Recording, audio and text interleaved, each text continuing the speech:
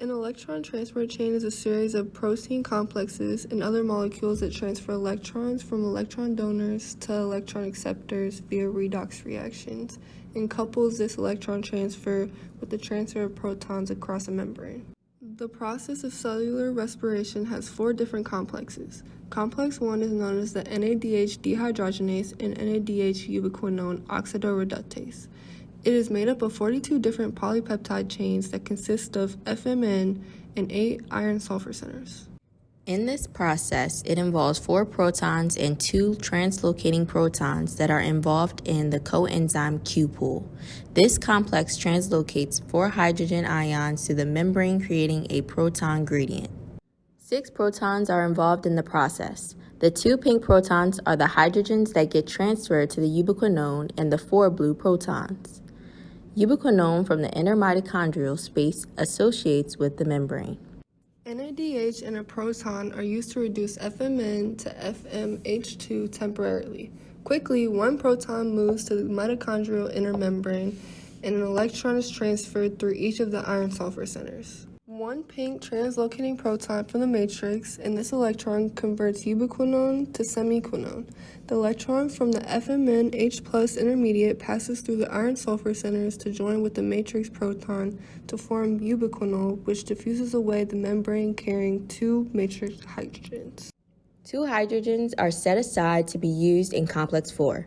The flow of the 2 electrons initiates the translocation of 4H from the matrix to the intermembrane space. However, the exact mechanism is not known. Complex 2 is known as Succinate dehydrogenase. This complex runs parallel to complex 1. However, it does not pump any protons across the membrane. This complex involves FAD and iron sulfate centers. For this complex, the hydrogens used to reduce FAD to FADH2 come from the conversion of succinate to fumarate. This reaction is part of the TCA cycle. 2 electrons are transferred to each of the iron sulfur centers, then 1 hydrogen and 1 electron are accepted to become semiquinone. Then, it can further accept 1 hydrogen and 1 electron to become ubiquinol. 2 hydrogens are set aside to be used in complex 4. Complex 3 is known as ubiquinol cytochrome C reductase and plays a critical role in the biochemical generation of ATP in the electron transport chain. This complex consists of cytochrome B, C, and specific iron center. 1 proton from the ubiquinone in the previous cycle is released across the membrane, aiding to proton gradient. The coenzyme QH2 is then oxidized back to coenzyme Q, while the iron center is reduced from the iron 3 to iron 2 in the cytochrome C.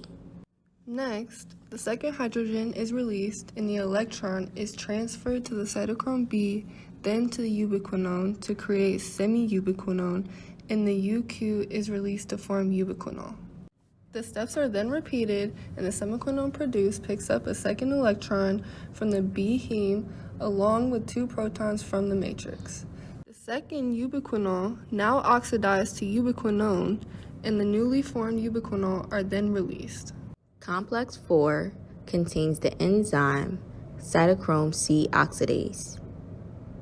In this complex, the pi bonds of O2 are split and forms H2O using the 4 protons that are from complex 1 and 2 and 4 electrons from the 4 cytochrome C that is from complex 3.